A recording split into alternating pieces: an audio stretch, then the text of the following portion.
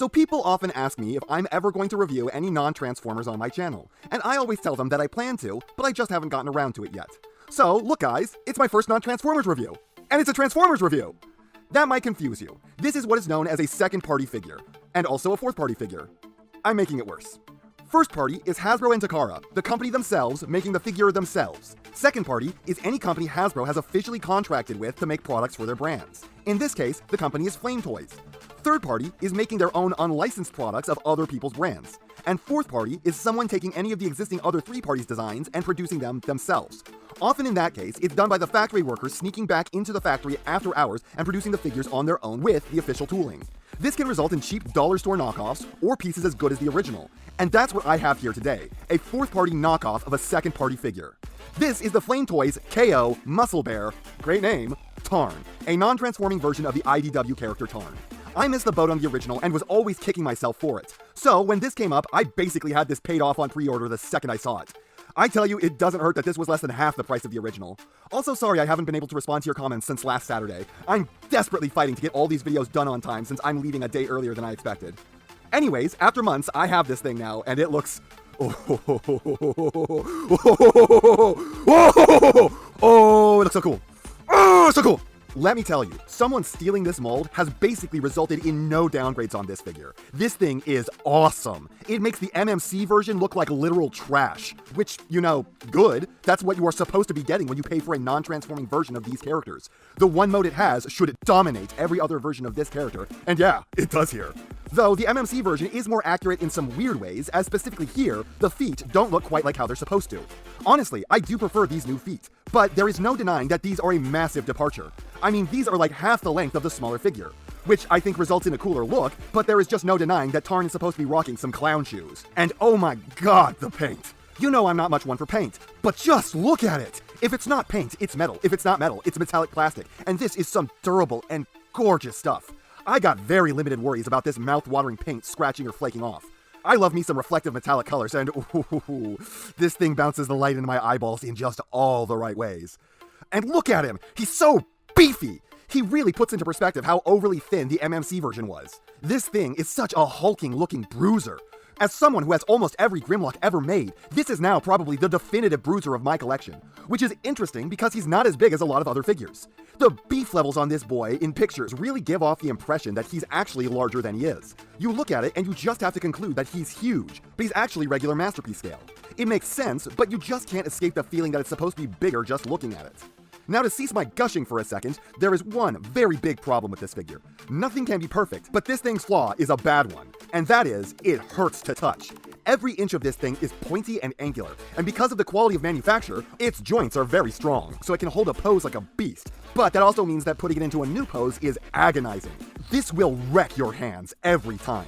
As much as I love looking at this thing, I don't want to touch it more than I have to. It's astonishing just how good it is at ripping up your mitts. You can barely touch this at all and still wind up regretting it. But that's pretty much it for the serious drawbacks of this figure, if you ignore the obvious issue that it can't transform, because that's the point. As pretty much everything else about it is just so jaw-droppingly good. The sculpt and paint on this are just beyond top tier. This is easily now the best painted figure in my collection by far, putting the Toy World Constructicons to shame. And unlike those, this doesn't shed paint if I look at it wrong. Plus, the fourth-party knockoff mold thieves actually gave a shit, so this didn't end up with layers and layers of the stuff literally every place it shouldn't have it. And they have some real balls for still putting the Decepticon logo front and center on his chest. This figure is also very modular. Don't like the backpack look? You can remove it. Want him sleeker? The fusion cannon and the wrist guards just slide off. Don't like the double fusion cannon look? Remove one. Want him to have a fusion cannon on each arm? You can do that. Rocket pod on each arm? Go for it. Shoulder daga? Hell yeah. There is just so much variety in how this can look depending on your preference. It's a blast to get this guy looking the way you want, depending on how willing you are to let your hands bleed.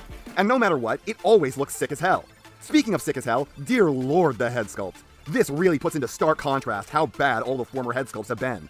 The few we've gotten before now have been completely flat. Just a plate of a Decepticon insignia in front of the figure's faces. This has dimension, it contours, it wraps the figure's face. This feels less like a mask and more like his actual face. And with the deco, it positively gleams, radiating the character's identity from every angle. This is truly a gloriously crafted head sculpt, and yet there's still more, because you can remove the mask to see the true face underneath. And yeesh, put it back on, put it back on, put it back on!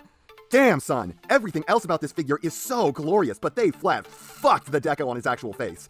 Oh my god, it's so sloppy and soft. His face is just bleeding into his mouth. Honestly, it would have looked better if they just didn't try to paint the mouth, but instead because they did, it ends up with a black smear where the mouth should be. This isn't the biggest deal ever, since Tarn is almost never shown without his mask on in the comics, so I'm going to leave it on always, especially now. And the face is a lie anyways, since it shouldn't look like that. But how did they do everything else so well, but then just mess up on the face so badly? Whatever, I will gladly take this minor flaw for $220 off.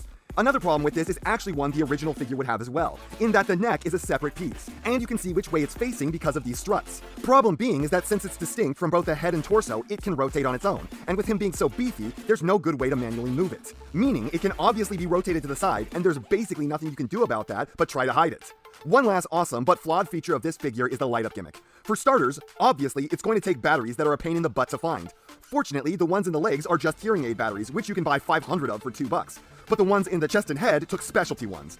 I had to do some searching online to find someone who knew what kind of batteries these were, and I just couldn't. I watched several different videos, each of which told me to use different kinds of batteries, none of which worked. The inside of his back says it takes LR41 batteries, but either my chest light is broken or this list of battery names is wrong, because according to this, all of these are the same battery.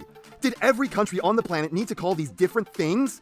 I did have some LR44s lying around, like hundreds of them, so I know those work on the legs, but since I couldn't find LR41s in any store I went to, I bought some LR736s, since those are apparently the same battery under a different name. But they still won't light up. So if the chest lights worked, another flaw would be that the torso lights are plenty easy to turn on with this button, which on the official would be a switch for some reason, but the ones on the legs are nonsensically difficult.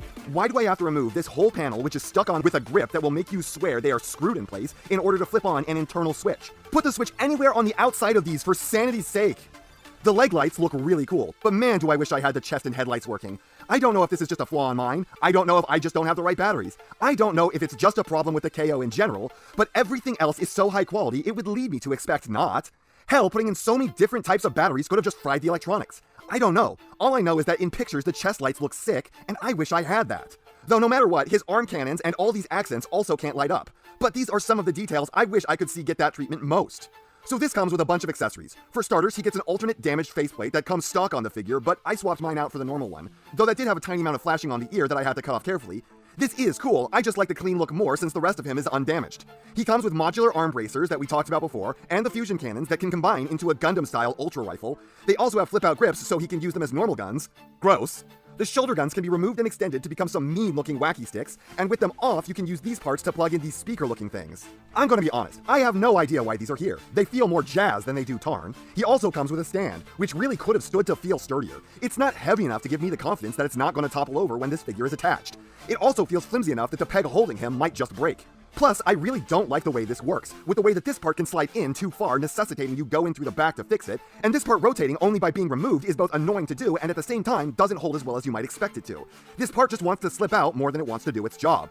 Honestly, when opening this guy up, initially it didn't feel like he comes with a lot, but it all does so much, it really multiplies the effect of all the accessories, so he does ultimately feel like he has more than he really does. Posability on this is both amazing and inexcusably limited in some instances. And pardon me for the extra long segment here, but this is all very important for this figure. Head has more than average range up and down, as well as side to side, and with the neck it's even more expressive. Shoulder guns twiddle side to side and extend. Shoulders can't quite pull a 90 because if you do, they will pop off the shoulder pads. They go back on easily enough, but it's still not ideal.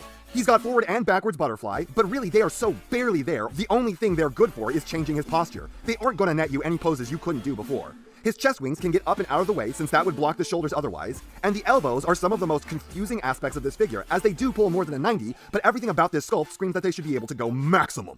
Hands are very advanced with some specialty joints that lets them do stuff almost no other figure can do, but they're prone to popping off. And the figure can't really form a fist because the fingers can't grip tight enough. This, I think, is a pretty big and inexcusable misstep. He's got a cool transforming upper torso crunch in place of an ab crunch that automatically moves all this stuff, and some side crunch at the waist with pistons that reveal themselves when you use it. These joints allow for some amazing posing and expressions. Legs have a tiny amount of trouble going forward, even less going back if you move the skirts, and they are completely uninhibited going out to the side. Maximum knees that can be hard to straighten back out, and great feet with tilt up and down as well as a toe tilt, and inwards ankles that are so tight I thought for a good few days he didn't have any, despite repeatedly trying to use them because I couldn't believe that they didn't exist. Which yeah, he does have them, but it's insane just how hard it is to move them. So ultimately, this is a video of mine that's not going to do well. This is a figure that's going to appeal to a very narrow strata of collector. Fans of IDW who are okay with getting a non-transforming figure of a lesser-known character that is expensive and are also okay with that being a well and true knockoff but still want it to be of high quality. I think just about 2 people in my audience will ever truly consider picking up this figure. But for those 2, hell yeah, this is worth it. And honestly, I think plenty of you would actually really like this if you did get it. But for everyone else, I just hope you enjoyed watching me gush about a figure that would normally be kind of everything I don't like distilled into one figure. A non-transforming, well-painted figure that hurts my hands. But this thing rocks me sideways, and I'm just so glad to have gotten it.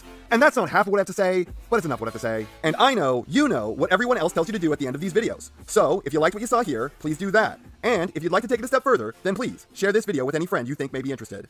I hope you all enjoyed listening to me waste your time.